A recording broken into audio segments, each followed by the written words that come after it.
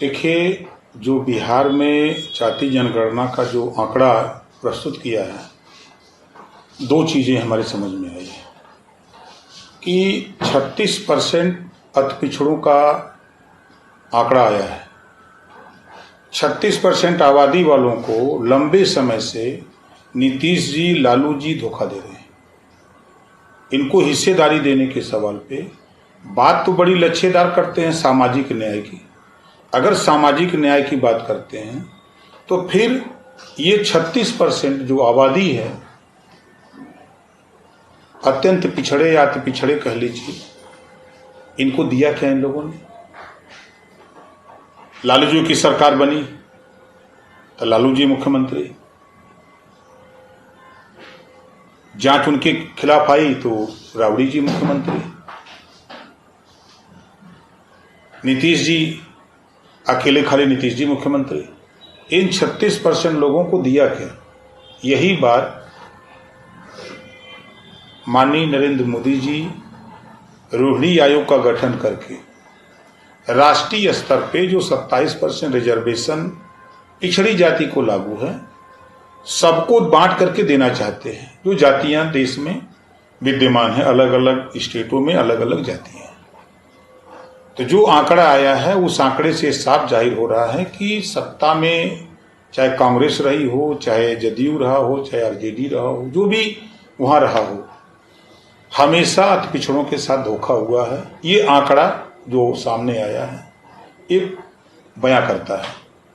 दूसरा, आंकड़ा प्रस्तुत करने वालों में जो अशिक्षित अनभिज्ञ राजनीति से लोग हैं, उनके आंकड़े जो हमने पढ़ा है कम दर्शाए गए।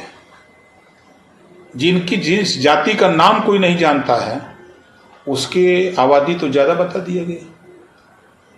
राजवंशी, रजवार, भर, राजभर, राजधोक परसेंटेज में नहीं है।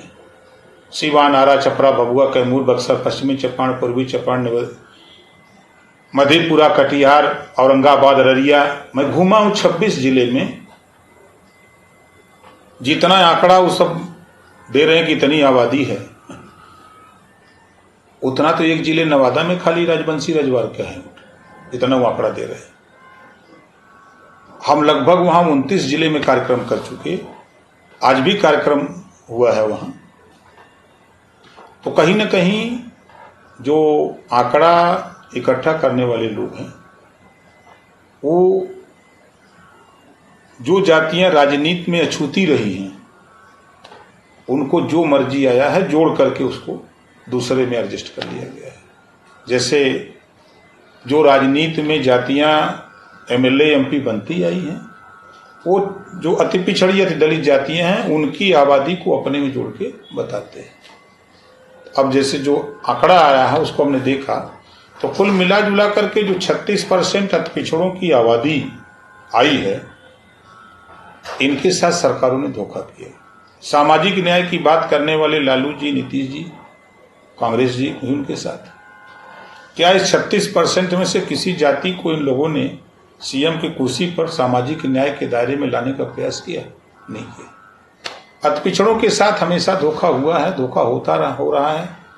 उसी बात को लेकर के मैं फिर कह रहा हूं कि माननीय नरेंद्र मोदी जी, जो रोहिणी आयोग का गठन हुआ राष्ट्रीय स्तर पे, जो उपेक्षित जातियां हैं, वंचित जातियां हैं, शोषित हैं, उनको हक दिलाने के लिए जो रिजर्वेशन लागू है पिछड़ों, वो 27% का लाभ कुछ जातियां उठा रही हैं, जिसका जाति आंकड़ा जो आया है बिहार का प्रदर्शित कर रहा है।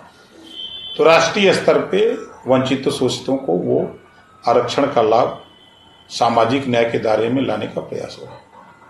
अभी जो किया गया होगा बिहार में जो हुआ है, उसके लिए कितना सही मानते हैं उसको आप? देखिए, हम जो आंकड़ा प्रस्तुत है उसमें हम दूसरी जाति को तो नहीं कह सकता हूं, लेकिन हम रजवार, राजवंशी, राजधोक, भौर, राजभर के बीच में हम बड़ी संख्या में घूम रहे हैं। 29 जिले में इसकी आबादी है, 38 जिले हैं। अब 29 जिले में अगर इसकी आबादी है तो इसका आंकड़ा नहीं के बराबर क्यों आ गया? मैं सीवान में कार्यक्रम करता हूं, 8 विधानसभा, 8 में 20,000, 25,000, 30,000 वोट है, 40,000 तक। मैं नेवादा गया, नेवादा में अभी कार्यक्रम किया, 10,000 की भीड़ थी।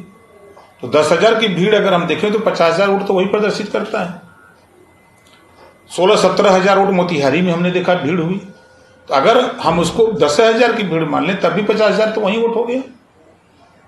इसी तरह हम चाहे कैमूर कार्यक्रम करें, चाहे बक्सर कार्यक्रम करें, चाहे छपरा करें, चाहे आरा करें, चाहे भोजपुर करें, चाहे अररिया करें, औरंगाबाद करें, मधेपुरा, कटिहार, जहां जहां मैं गया वहां 5,000, 7,000, 8,000, 6,000 लोग इकट्ठा हुए।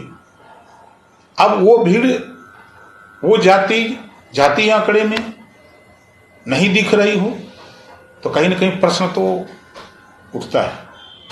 तो क्या आपको लगता है कि जो जाति गणना हुआ है वो ठीक नहीं हुआ है या उसको गलत दिखाया गया है?